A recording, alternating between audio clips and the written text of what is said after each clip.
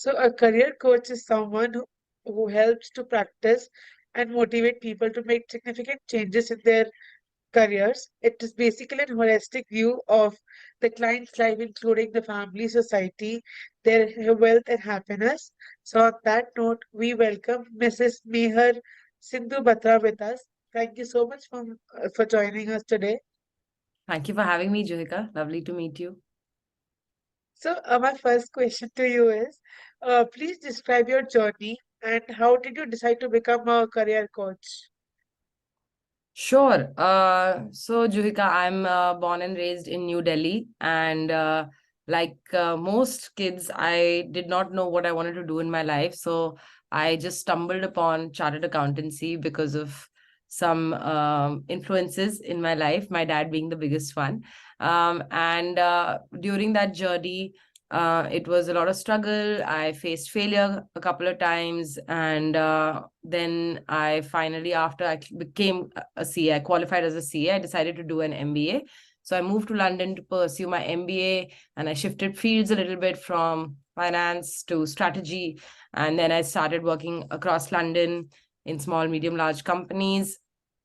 And then simultaneously, I started my side hustle called MSB Vision. The whole idea behind that was just to create awareness about, the successes and failures that we go through in our career. And it was just basically me sharing from my own experience, because when I was growing up, I did not have any mentors, anybody to look up to who could guide me whether the decision I'm making for my career is the right one or not. And I didn't even know what a career looks like. I had no idea. So the whole thing started with just helping people. I used to make one video a month. It started with YouTube. So it was never planned that I'm going to become a career coach. It just happened because I got such positive feedback from the community. The people that were watching my videos, they were really resonating with my story. And I think they were liking that I was so honest about the struggles that I went through. So yeah, I just started with helping young professionals, helping students. And now we are a community of 450,000 people across different platforms. And we've held many workshops, many in-person events. And yeah, I just love helping. I just love helping students and young professionals. Including me. I'm so glad to hear that. Don't my smile will look like this the whole entire interview because you don't know how excited I am right now. I'm equally excited. I love smiling, so let's smile. Done. So, can you tell something more about MSB Vision? Yeah, sure. So MSB Vision is a community where we empower other professionals, like young professionals, to take charge of their own careers, like recognize their own potentials. What are the things that I like doing? What are my interests? What are my strengths? And then building a career and accelerating their career in that particular field. Right now is just me as a coach, but hopefully in the future we will have multiple coaches who help students through different parts of their career journey. Someone who's a specialist in, let's say, engineering, someone who's a specialist in data science. There'll be different types of coaches to guide you. Right now we are a community that's fast growing, and we have so many exciting things coming up. Hopefully launching my own podcast, some nice interesting merchandise, etc., etc. Lots in the pipeline. But yeah, right now, for me as a community, what's important is that everybody feels like they are a part of this positive community. So for me, it's just about creating that feeling that somebody comes on my profile or comes on my page, they feel happy and they feel positive and they feel like, okay, I'm not the only one going through this struggle. There are plenty others on the same boat. Exactly. So, as a career coach, what advice do you have for people to build on their strengths and improve their weaknesses? That's a fantastic question, Juhika. And I think what happens is I talk to a lot of students through one-on-one mentoring, and I have realized that many of them don't recognize their strengths many times. They don't know what their strengths are. So firstly, I would say sit down by yourself and make a list of all the things that you love doing and things that you are good at naturally. Now that could be speaking to people, that could be traveling, could be an interest, that could be something that your family tells you that you're really good at. For example, I met a colleague, and they said to me that people tell me I'm empathetic, and I didn't even know that I'm empathetic. Sometimes we don't realize that we are these things, Yeah. but actually other people around us notice them. So I think make a list of all your interests, all your strengths, and see what are the ones that you really enjoy, uh, and what are the ones that you can build your career in going forward. Because if you build a career around your strengths, you'll always feel like you're making a difference. You'll always feel like passionate about waking up on a Monday morning. So focusing your career on a strength, but yeah, like you said, it's also about improving the weaknesses. We are not perfect, and that's why getting feedback is very important. So let's say you're doing an internship and you're working with a manager. Very often, at the start of the internship, what do you expect out of me? At the middle of the internship and at the end of the internship, asking them, how do you think that went? Is there anything I can improve on? Just understanding what your weaknesses are, because none of us are perfect. So it's very important to have that growth mindset and really taking charge of our careers. Yeah, okay, I'm not perfect in everything, but I'm here to improve. I'm here to become a better version of myself. So, for example, when I started creating content, I wasn't confident. If you watch some of my old videos, I'm talking total gibberish, right? So it's a journey that you go on and you understand. Okay, I'm improving and I'm just getting a little bit better every single day. So think of your weaknesses as just feedback for you to improve on and become a better professional, and then improve slowly, slowly. Make a plan for improvement as well. That's what I would say. This is slight out of the context question. Could you please help me in framing the answer of when going to an interview, like about what is a weakness and what is a strength? Okay, sure. So let's say I'll give you an example. Maybe my weakness is that I take too long to finish a few tasks because I want it to be perfect, right? So I'm sort of a Mhm. perfectionist. I would say that I would be honest. The interviewer knows that no human is perfect. So if you say that, oh, I have no weaknesses, that just shows that you're not self-aware. You have to show that self-awareness that I am somebody who reflects. I understand I'm not perfect, and but I'm here to improve. So I would say something like, um, in my last job or in my last internship, I got the feedback that I was taking too long on a few tasks. But that was only because I wanted it to be perfect before I submitted the report to my manager, right? So you're given a backstory.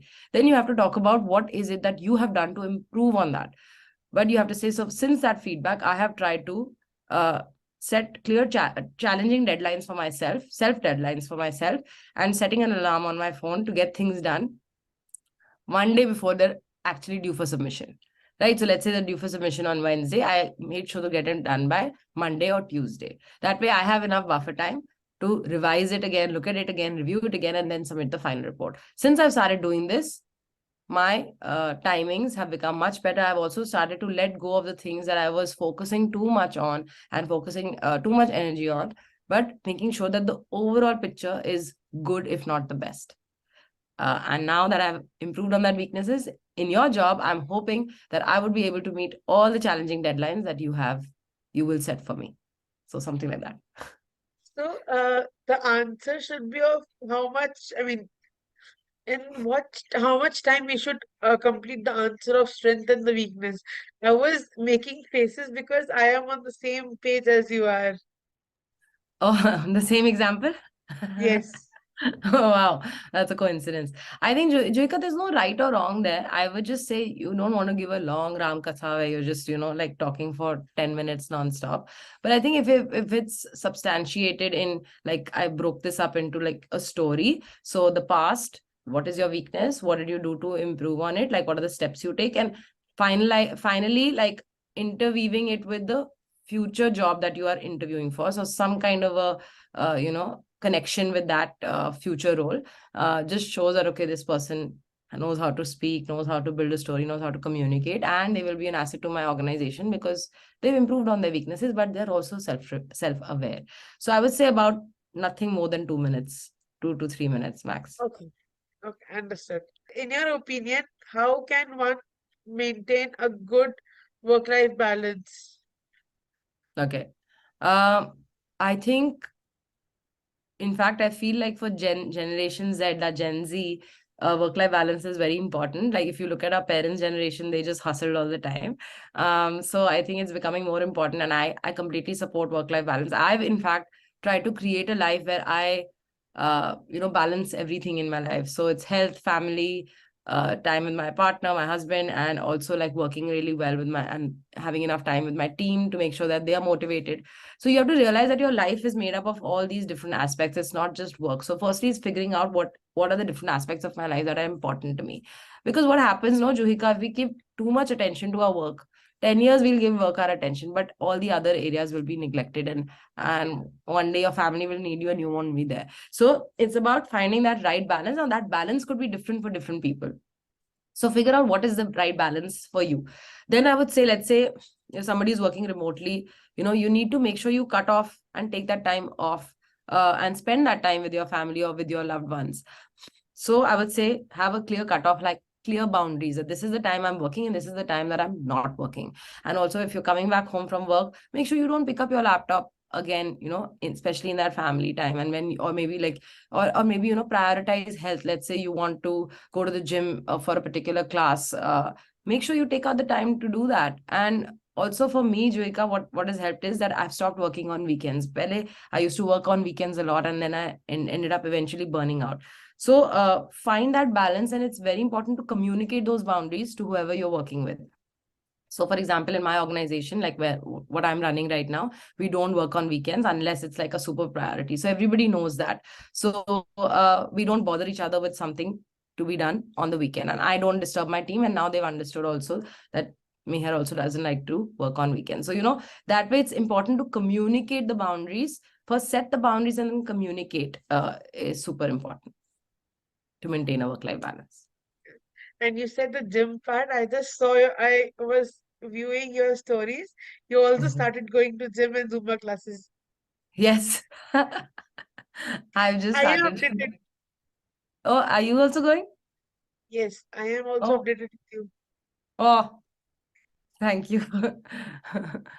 So I was just viewing your stories. So every time when there's a post, I go and watch like 3 to 4 times just to grasp it and to apply for future purpose. Yeah, Even amazing. I saw your template like after the interview is done, thanking the interviewer via email or any mode of contact, and also Yes, asking for the feedback. I yes. applied the same thing and I got the Really? positive feedback. Oh, wow. That's amazing. That's I amazing, have the Juhika. screenshot and the reel saved with me in my Oh, Insta save option. oh, that's amazing. That makes me feel so happy. I'm so glad. That's why I said I am following you since a very long time, and I'm also, having an update of all your posts.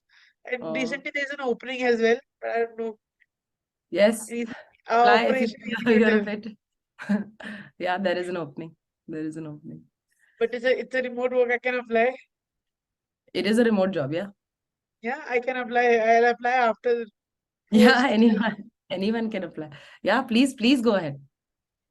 Okay, done deal. So there's a lack of jobs as compared to the average contenders for the job. What Hmm. is your opinion about this, and how can people cut through this massive competition to fulfill their dreams? Wonderful. That's such a beautiful question. I think, Juhika, we have to firstly, it all starts with mindset. Like if we think that the competition is so fierce, I'll never find a job, then that's what you're gonna get back, and that's what you're gonna attract from, the universe. So I Yeah, would say it's very important to be confident in your abilities. You have to tell yourself, I will find the right job. It's about finding the right job. It's not about finding any random job. If I go and apply for 100 jobs, I may get, out of them, maybe 50 of them, and 50 I won't get. Right? It's about finding the right job. And maybe out of those 50, I don't even want 99% of those. yeah, Right? So it's about being very sure, okay, what am I looking for? That's number one. Have the right mindset. Second, understand what is it that I want from my career. What is it that I'm looking to do next? So it's not about making irrelevant applications, randomly applying. And I've just posted a reel about this. It's not about making quantity of applications. It's about making right quality, good quality applications. So I would say, the way to stand out, and you have to think, is that how do I stand out? Because like you said, the competition is tough, and it will always be tough because India has one of the largest populations in the world. So we will always be competing with so many other people for the same seat, for the same position. But you have to think, okay, what does the company want? what are they looking for. So being very, very doing your research and seeing, okay, yeah, this is what they're looking for. And then going back to your application, thinking, okay, they're looking for this. How can I show that I have done these things or I can do these things for them in my application, right? It's about matching what they are looking for with what you have done. It's not about lying, but it's about just telling your story in a different way so that they think that, okay, yeah, Juhika is the right fit for this role. So I would say it's about doing a lot of research about the company, customizing your application and making quality applications, spending more time making quality applications than just copy pasting the same application for every job. Exactly. You told this in your reel as well. Yeah, I did. Look, I've watched all your reels. I have a question. How to Yeah, make a cover letter for a company? Say, for example, if I'm applying for a PR agency. yeah. So how to make a cover letter or how to customize my application according to that?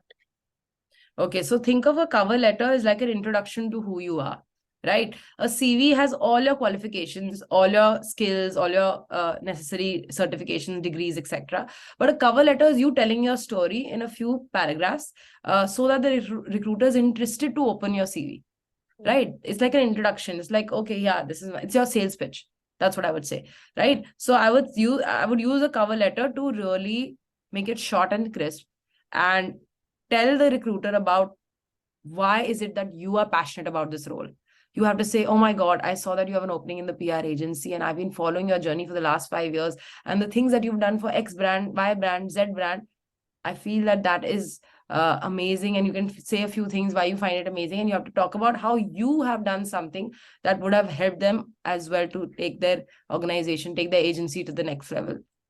Right. So you can say, I have a skills in copywriting, I have industry relations, or I am somebody who's a go-getter, and I can help you run your campaigns. I can help you connect with brands XYZ in these ways. So you have to make the recruiter interested in talking to you. Make the recruiter be like, yeah, this is the person that I've been looking for. This is the person who's going to make my life easier. What are they looking for? They're looking for somebody who can make their life easier. That's why they're recruiting, Yeah. right? So Yeah. that's why you have to think, okay, how do I fill this gap that they have? And that all comes down to research and how you tell your story. So it's about great copywriting. And of course, it has to be you customizing it. It's again not copy pasting the same cover letter. I also see, Juhika, long, long cover letters. Nobody has time to read 2-page long cover letters, right? It has to be Exactly. short and crisp. And like I said, think of it as like maybe a short LinkedIn post. How do I make somebody get attracted to opening my CV? That's it. So, like posting regularly on LinkedIn, will it help in building your profile strong? I think LinkedIn has so many opportunities come that we don't realize. I was talking to this student and they were telling me that they are a law student, but they are running a freelancing business on the side just because of LinkedIn posts, right? So LinkedIn is, think of it like a Google. Somebody's going to Google you, what comes up. And if you've written about your story, if you're telling your story, if you're communicating your strengths there, then the recruiter will be like, wow, this person has done some great stuff. And every time, I think all recruiters Google you now, right? They are going to Google you. So what comes up is very important. Is it coming up? Is your Instagram profile coming up, which is completely irrelevant to the job? Or is your LinkedIn profile coming up, which is like a strong professional version of you? LinkedIn profile, because people most rely on LinkedIn to know more about you and how you are as a person. Yes, of course. I found 2 internships and 1 job through LinkedIn, and plenty of opportunities for MSB Vision through LinkedIn. How? I didn't get response easily on via LinkedIn. How do you find that? So, Joika, it's not about, giving up when somebody doesn't respond back. It's about you keeping going. So when I got a job through LinkedIn, it was through a stranger referring me for a Oh, company, and how did I just messaged them. I messaged like hundreds of people and couple of people replied. And out of those couple of people, one person ended up referring me and I eventually got the job. So, what happens is, Joika, when we don't get the response, we give up. And we think, yeah, it's not happening for us. But it's yeah, about that time and you have to stay consistent and stay disciplined and keep going. yeah. So, last question to this. Uh, Yeah. is like I have heard like opinions about if you're posting something on link like related to your field or an article or something short on a weekly, say on a weekly basis, it will help to build your LinkedIn profile strong and will help you to search for a new job in future or something like that. Is it really helpful? Yeah. So what happens is, let's say you are a brand specialist, you're looking for a PR job. If you go on your LinkedIn profile and you keep writing about the brands that you worked with, the projects that you worked with, if somebody searches for, let's say, a PR agent, your profile will come up in the top few because you've been posting on LinkedIn, right? So it's like SEO, search engine optimization. So Yeah. even on LinkedIn, if you have been posting it there's just more chances of your profile popping up, right? So you have to make sure that you are known for those keywords that you want to be known for. And then if you post content, it just attracts opportunities. I think it's not even about weekly. I would say post two times a week if you can. Okay. Understood. Thank you Yeah. for giving me this advice here. No, you want to learn more, you have to join my LinkedIn workshop. I already enrolled in that. Oh, you did? Great. Wonderful. You name it, I'm here. I love you. Thank you. And the same goes back. So, what do you want to say people about who changes their job as the peak of at the peak of their careers, and what advice you want to give them? I think, Juhika, if somebody is in two minds of changing their career, that inner voice is coming for a reason. So I think even if you're at the peak of your career, or even if you're at 50 or you're 70, if you want to change your career, it's okay. Like there is no right time of changing your career. It's when your gut tells you, your instinct, your inner voice. So what happens is, for long we ignore that inner voice. That no, I should stay in a stable job. No, I my job is paying me well. No, there are so many opportunities. I'm at the peak of my career, like you said. But that inner voice will keep eating us up on the inside. And that's what happened with me when I was in my full-time job. I loved it. It was my dream job in many ways. But this kida in me, this inside, that, oh my God, I should be doing something to help students. Oh my God, I should be doing something of my own. It just kept eating me inside me. So for 1 year, I ignored that voice. And then it was time to, not ignore that voice anymore. So I think if that's coming to you, and a couple of times I've changed my career. So if that's coming to you, you have to not ignore the voice and think that it's okay, it's coming for a reason. And again, like, do your research. What is it that I want to change my field into? Why is it that I want to do that? Connecting with people in that future industry that you want to be a part of, and seeing what are the gaps on your CV right now. So let's say they need X skill and you don't have that X skill, so you have to go get that X skill before you enter that industry, Yeah. right? So it's possible to make a career switch, but you have to do, again, proper preparation. You have to make sure you have some kind of stable income, some kind of savings in your bank account, because you're making that shift. And secondly, you have to build those skill. Thirdly, you have to build those skill gaps. And fourth, I would say, is that remember that when you're making a career switch, you will have to start from scratch. If tomorrow I go become a photographer, I'm not going to get high paying clients because I have no photography experience. I have to build my portfolio, do some free work, do some pro bono work, get some clients for free, build that portfolio, prove myself, and then I'll be able to, charge a fee, eventually keep increasing my fee. So that's what you have to think, that if I'm making a career switch, it's going to take time, but it's going to give me happiness in the long run. So it's a short term sacrifice for a long term gain. That's what I would say. Okay. So here comes my last question. Okay. Unfortunately, so lastly, give some beginners advice to people or students who will be starting their career. If you're starting your career, I think you have to be, I say this quite often, is Joika, you have to be like a sponge, Mm. right? You have to be like a sponge, is that you have to just learn as much as you can, right? So these are your years to observe people. Even if you go to meetings and you have nothing to contribute, it's fine. Just make notes.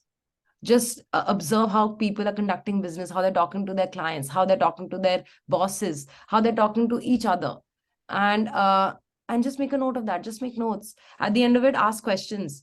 If you don't understand something, I didn't ask questions at the beginning of my career. I was just so shy. I was so underconfident. I thought that every question I asked would be stupid. So I just put my head down and I kept working. But that's not the right approach. You have to ask questions, because if you don't ask questions, your doubts will never get clarified and your knowledge will never increase. So I would say observe, be a sponge. Don't run after money at the early years of your career. Run after experience, run after knowledge, learn after new skills that you can learn. Also, young people have to be very good with digital skills, because technology is only increasing in every field. Now you can think of any field, technology is going to have an impact. Finance, HR, now we can see like AI making drawings and graphics and all these Yeah. things as well, copywriting, right? So we have to make sure that we are in touch with all the digital tools that are coming up in the future. And one of my co-create like fellow content creators, I saw, he wrote such a beautiful post. He said AI is not going to replace jobs.